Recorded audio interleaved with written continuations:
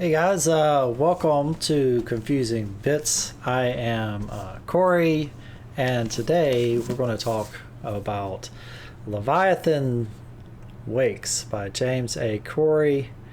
This is the Expanse series, the first book of the Expanse series. I don't know if you've seen the TV show, but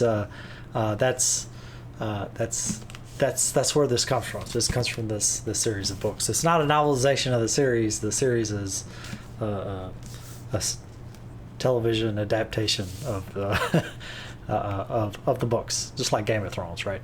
So this particular book here that I got is, you see, it says the 10th anniversary edition. These are new hardcover anniversary editions that have come out apparently. This is the first one. You see it's got fancy color paper, and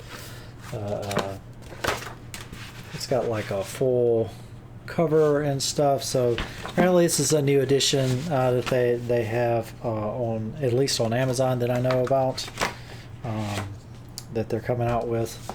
This is the first book in the series is already out. Of course, I bought it, but the next books in the series, they're not out yet. The anniversary editions are not out yet, so I think I have them on order. I think it's in December, like December 12th or something like that. They're going to be coming out with more anniversary editions, because the series is complete now. So if you're looking to get into a new sci-fi series or whatever, I believe this one is complete now. There are a couple of ancillary books, but I think there's 7 books in the series, I think, and they seem to be about this size. So it's a pretty substantial book, but if you're always like on the fence, like you don't want to start a series unless it's complete, because you don't want to get halfway through and still waiting around like Game of Thrones or whatever, where you don't know if the author even going to survive long enough to finish the series, you know. That's what happened with Wheel of Time, right? It happened with Wheel of Time, is the author never even finished their series. You had Brandon Sanderson came in and finished the series. Anyway, Leviathan Wakes. So this is like, I think it's like it's set in. So this is science fiction, obviously, and it's set about maybe a couple hundred years, maybe 100 years, couple hundred years into the future. It's very kind of grounded, kind of realism. So there isn't artificial gravity or space. There aren't like shields. There's no like hyperspace or nothing like that. The kind of central conceit, I guess, technologically, that really underpins things like from the outset is they had this the spaceships basically have really efficient, very efficient, very long running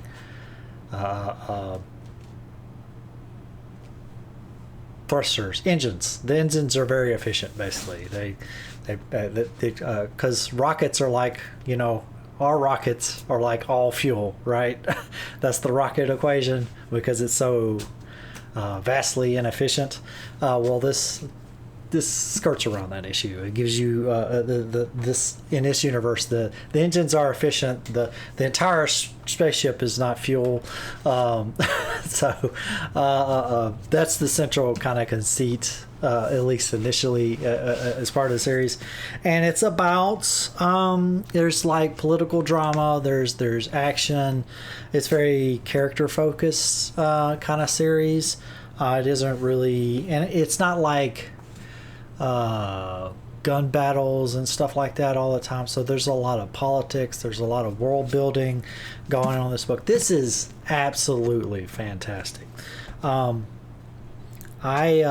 loved the television series, and I'd heard good things about the book series from some of my other nerd friends. And so I finally, when I decided to go and start picking up some series and stuff, this is one of the ones I was most excited to get to, and I was not disappointed. This book is actually pretty. If you have seen the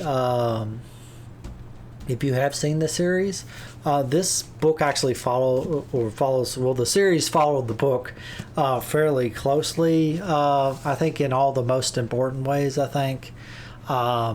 And the early part of the story is really kind of a mystery, and it's kind of like settling in the characters. The characters were not like established together as a troop or whatever. So it's obviously doing a lot of the early legwork. You have to set up your characters and the setting and stuff, but it just does it just so fantastically.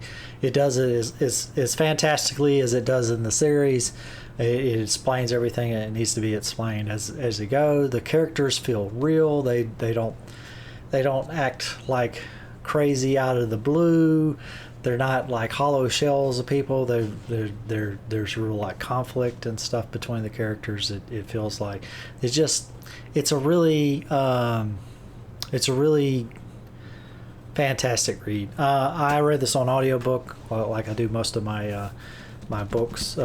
Read most of my books in my morning walk, but so I didn't actually read the book, but read the book. But it was a fancy. I just every morning I just couldn't wait to hear the next bit, to read more. So it was definitely one of those books where it was a page turner, right? I was wanting to. There was at no point did I not want to not turn the page, It was, and I didn't find myself zoning out. That's another thing. I listen to audiobooks. Sometimes I will find myself zoning out, like I'm doing The Picture of Dorian Gray, and there's been like huge sections where I'm just like completely zoned out thinking about something else. Not this book. This book is fantastic. It is every bit as good as the television series. And even if you've seen the television series, the book is still worth reading. I do have some understanding.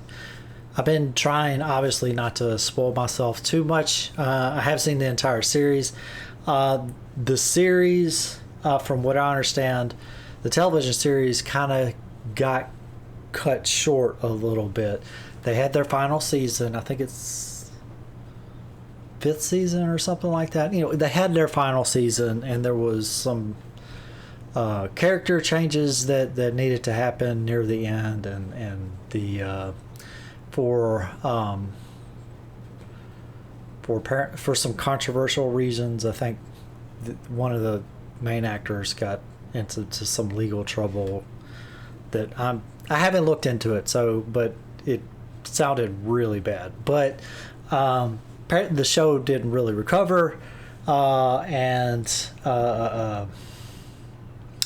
it's still. I think they still finished up the television series as well as they could. It's obviously finished up a whole lot better in Game of Thrones, right? They wrapped it up sufficiently, and from what other things that I understand about the series versus the books is that they did make some deviations from the book. There are some characters that were even introduced like early on. There are some characters that were introduced later on in the book series that were introduced earlier on in the television series. What's her name? There's the Amasaral or something like that. The Earth Lady or whatever. She's much more prominent, I think, in the first series. I haven't went back and watched the series, the television series, but there are a couple of characters that they're introduced earlier, they're more prominent, from what I understand. It's my reading of the book is obviously extremely colored because I came into the book after having seen the series, so my canonical version in my head is the television series, right? But even then, I still really enjoyed the book. But anyway, the series itself apparently deviates a little bit more towards the end, and some of the characters are kind of more prominent earlier on than was in the books, and I think there's at least a couple of characters, or at least one character that maybe was wholly fabricated for the television series. I'm not sure, but anyway, so there are some differences. So I'm expecting, that things will deviate more as we go along. But as it is, this first book tracks very closely with what I remember of the first season of The Expanse. So if you want to kind of go for 1-to-1, and I think it's a seven book series. I could be wrong, but and I think the last couple books kind of go further off.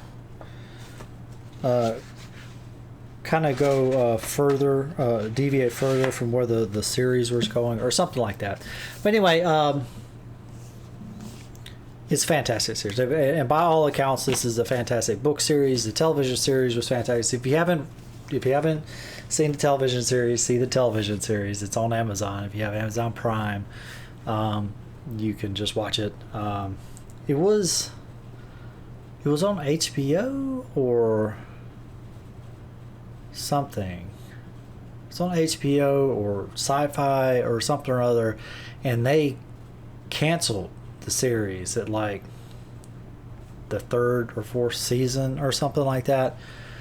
But Jeff Bezos was a huge fan of the series or something like that, and so he bought up the rights for the series, and they continued production on Amazon. So the last I think 2 or 3 seasons have been produced by Amazon. You can't tell on the television series, but yeah, the whole series is available on Amazon Prime. But even then, I would still recommend, if you're looking for a book, obviously you're looking at book reviews. This is a fantastic book, and you're getting your money's worth. This is a pretty beefy tome, but it's not at all a slog at any point. And this is the special edition. Well, it's decent sized print, so it's not like it's not too hefty, I would say. It's a decent. I feel like this book finishes up sufficiently that particular arc of the story. Yeah, so you can kind of, even if you did want to commit all the way in, it's not like you're going to end on a cliffhanger. At least I didn't feel that way. I didn't feel I left on a cliffhanger. I did obviously want to finish the rest of the series, but it's not like if you just wanted to try one single book. I think it's okay. I think you get a complete story even with the one single book. But there's more to follow if you like what you see. Anyway, I highly recommend it. I've been going on and on about the television series here, but obviously I highly recommend the book. I highly recommend the television series, and I don't know, yeah, 15-minute video to say it's good. It's really good. So I will be so this was part of I started a whole bunch of series just to see which one I liked, and some of them I will not be going forward. This is one I will definitely be going forward with. I definitely want to finish up this series. It's fantastic. So you'll probably be seeing the follow-up. I've already ordered the next 2 books because they were special editions. I had to put them on pre-order, but that's coming at some point. Anyway, if you want to get some sci-fi adventure, but not like super out there stuff or whatever, kind of political intrigue, a little bit of mystery, and kind of a manhunt kind of situation. It's a great story, and yeah, so that's all I got. Actually, I forgot to say this. I should have said this at the beginning. It is Saturday, August the 12th, 2023. This will actually be coming out tomorrow because I have been languishing on my. I had that huge back catalog of book reviews. Well, we've actually completely exhausted all the big queue that I was talking about. Maybe if you were watching 3 or 4 months ago. But so that queue is unwound. This will actually be coming out tomorrow. And which will be Sunday because I always come out on Sunday. So if you're watching now, you were actually caught up with me, at least for the moment, until we go through all of these. So obviously we're going to make it out to, I don't know, at least till February, something like that. We'll see. No, it won't be gone to February. We'll be to at least to the end of the year, yeah. Maybe to the end of the year. Yeah, that's like once a week. I don't know. We got a couple more months. Maybe we make it out to November or something. You guys don't care. Anyway, so yeah, I'll catch you guys on the next one. I guess the next one will be, we'll just say it now, is John Green, the Anthropocene Review. All right, that's all I got, guys.